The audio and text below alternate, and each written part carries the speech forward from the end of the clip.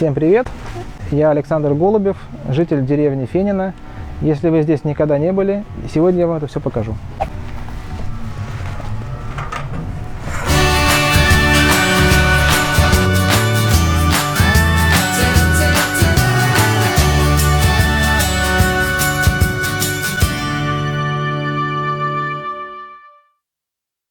Деревня Фенино находится в 65 километрах по прямой от МКАД по Симферопольскому шоссе. Изначально деревня Фенино состояла из одной деревни и насчитывала порядка 50 домов. Но позже, в 1993 году, когда активно стали продаваться земли, выделяться земельные участки, вокруг Фенино появилось очень много СНТ, достаточно многочисленных. Они выдавались как от предприятий, так и продавались в свободном доступе. И даже название СНТ характеризует то предприятие, которое выдавали. Всего вокруг Фенино насчитывается порядка 20 СНТ. Также важную жизнь в истории Фенино сыграло обустройство второго пояса обороны Москвы. Был создан военный городок, ракетная часть, которая базировалась в лесу. Стояли ракеты противовоздушной обороны ПВО, появилась инфраструктура, появились вполне такие приличные дороги, и, в общем-то, было взято под контроль государства эта территория. Не так давно мы наблюдали запуск частной компании американской «Человека в космос». Илон Маск на весь мир это сделал. А в нашей деревне тем временем существует один-единственный таксофон и магазин продукты, но тоже частный. Как тебе такое, Илон Маск?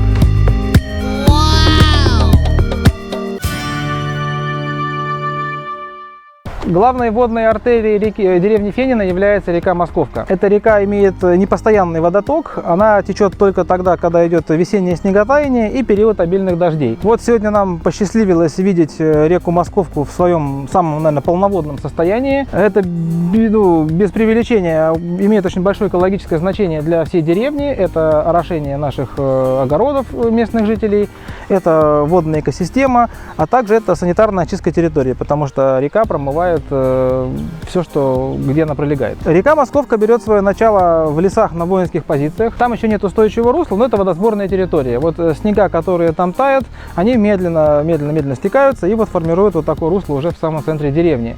Когда не было СНТ, а было все это заросшие поля с высокой растительностью, река текла почти весь год. То есть более медленно уходила вода, и река была полноводная почти на протяжении всего года, а иногда и целый год.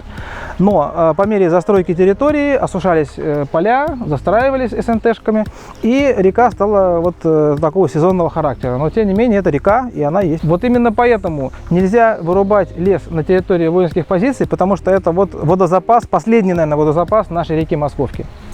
Сейчас мы находимся на территории ракетных позиций, 117 гектар, в самом начале территории. Это одно из тех мест, откуда берет начало наша река Московка, то есть это ее водосборная часть. Вот такими маленькими ручейками, потом все это стекается в одно большое русло и попадает в Московку. Ну вот, собственно, через что это все протекает, по-моему, комментарии не нужны. К сожалению, все это протекает через горы мусора.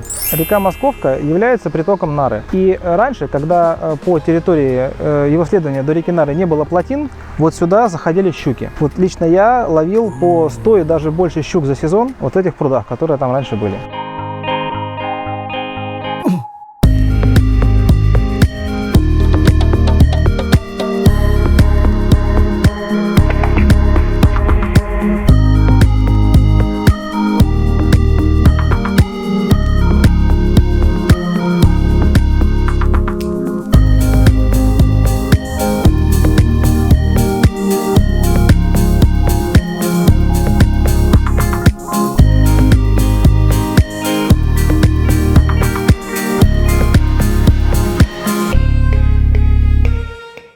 К сожалению, история деревни Фенино, ее происхождение и история названия не описана ни в одном краеведческом издании. Этого нет ни в документах территориального планирования в томе архитектура, нет ни в других краеведческих изданиях. Мы пытались найти.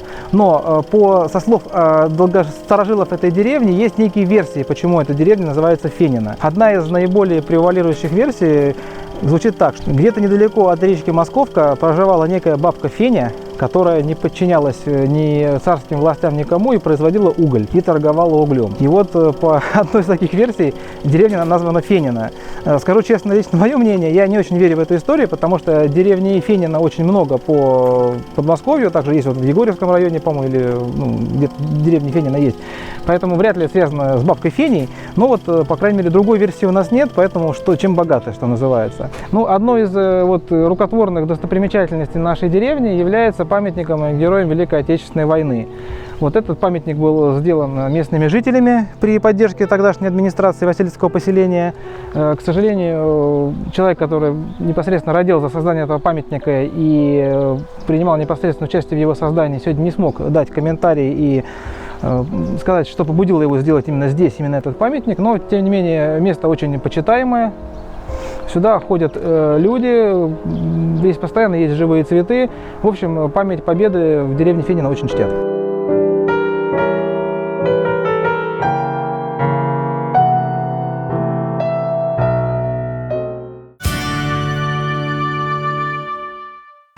Сейчас мы находимся на территории, наверное, самого легендарного места в деревне Фенина еще 10 лет назад. Здесь стоял сельский клуб. Вот, собственно, и здесь проходила вся жизнь деревни. Начиная от выдачи пенсии в местного сельсовета, заканчивая танцами, пьянками, драками и большим таким безудержным весельем деревенским, вот, в котором даже нам уже посчастливилось принять участие. Но, как говорят старожилы, раньше было гораздо бодрее и веселее. Единственным оставшимся въездом на территорию деревни осталась вот эта дорога из плит, которая была сделана во времена еще сельского поселения Васильевское, сделана, по-моему, при участии военных и сельсовета. Соответственно, в данный момент она уже пришла в негодность, ее ширины не хватает для проезда современных автомобилей, да и она порядком износилась, потому что уже прошло достаточно много времени, уже больше 30 лет, вот, и требует капитального ремонта.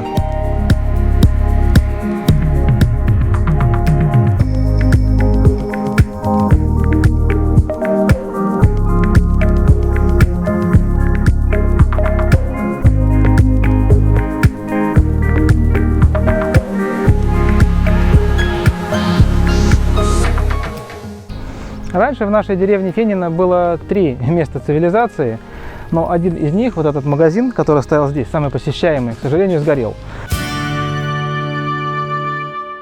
Следующей бедой после ужасных дорог является наша вот эта вот помойка, или так называемое место для накопления отходов. Помимо того, что она обустроена не в соответствии с санитарными нормами, то есть место не укрыто, нет нормального подъезда, несмотря на то, что тут подсыпали какую-то дорогу, эта помойка расположена прямо в водоохранной зоне реки Московка. Мы об этом неоднократно говорили. Естественно, это большая боль жителей деревни, потому что это все, безусловно, загрязняет нашу речку, впоследствии наши питьевые воды. И, конечно же, эту помойку отсюда надо скорейшим образом переносить.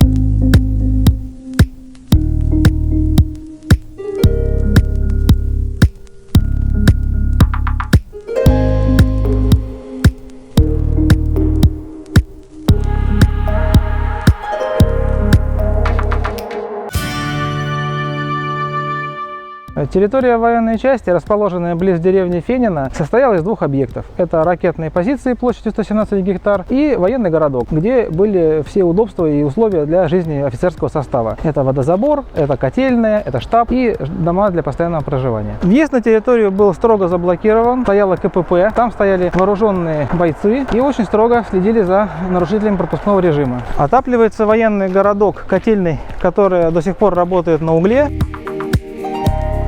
С момента расформирования военной части, когда съехали все военные, доступ к этой территории был полностью открыт, и здесь постелились помимо военных дома гражданские жители. И с тех пор жизнь этого городка была размеренна и местами уныла. Но одним из самых, наверное, ярких событий и значимых событий последнего времени, это весной 2020 года, сюда приезжала с визитом Ксения Собчак. Зачем приезжала, так никто и не понял. Что лично меня смущает в визите Ксении Собчак сюда, ну это ряд совпадений, да?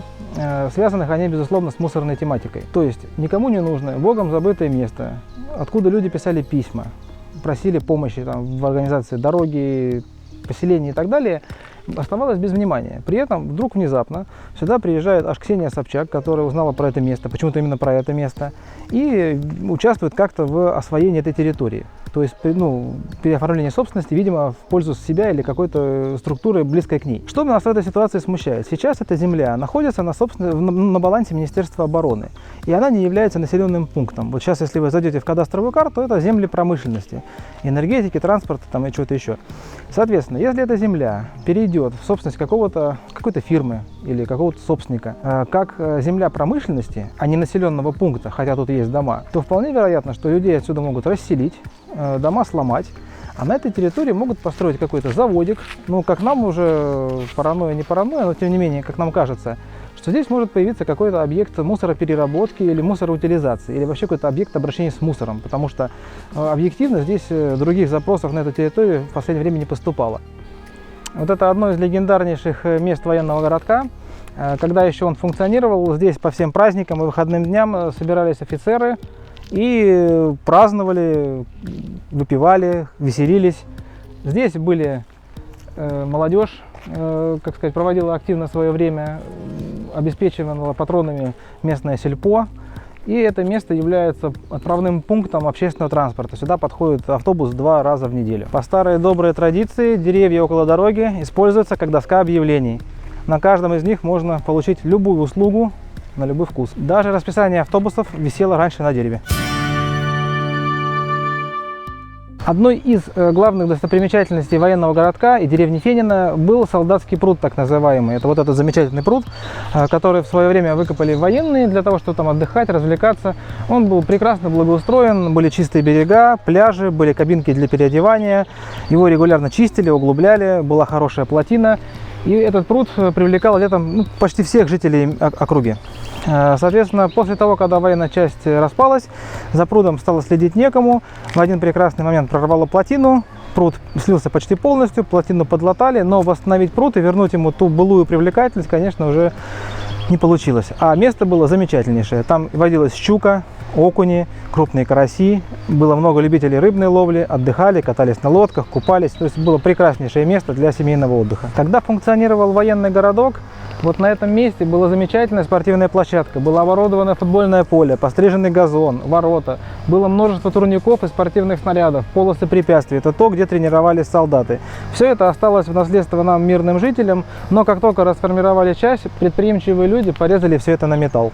И осталось вот такое болото.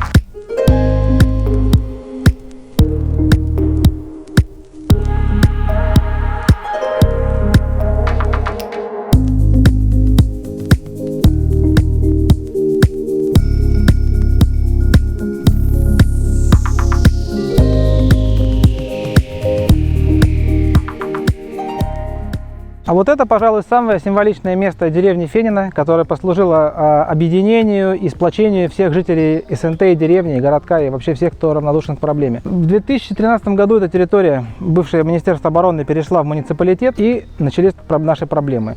На этой территории хотели сделать мусорный полигон, большую огромную свалку вот на территории этого прекрасного леса. И жители, узнав об этом, сплотились и встали горой за свою родную землю, за свой лес, за это историческое место, где они выросли. На протяжении 3 лет мы воевали с администрацией, с другими чиновниками за то, чтобы этот лес сохранить. И вот по прошествии 3 лет все-таки нам повезло, и эта территория сохранится в виде леса, и здесь зарезервирована зона рекреации. Мы надеемся, что когда-то здесь будет какой-то санаторий, парк или что-то цивилизованное, то, чего нам так не хватает, и что здесь не будет никаких помоек, заводов и никаких нехороших вещей.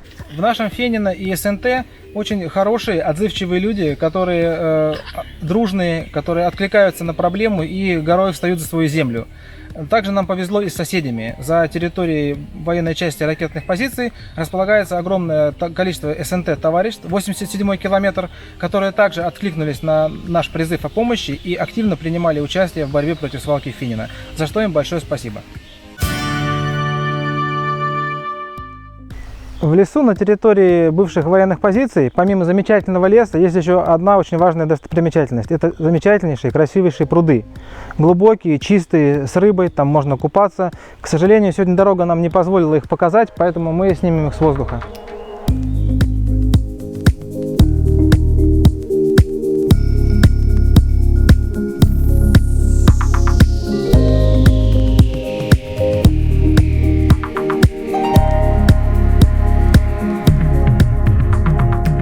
Вот таким мы увидели наше Фенино прекрасным летним днем, поэтому приезжайте к нам в Фенино, наслаждайтесь этой прекрасной природой, собирайте грибы.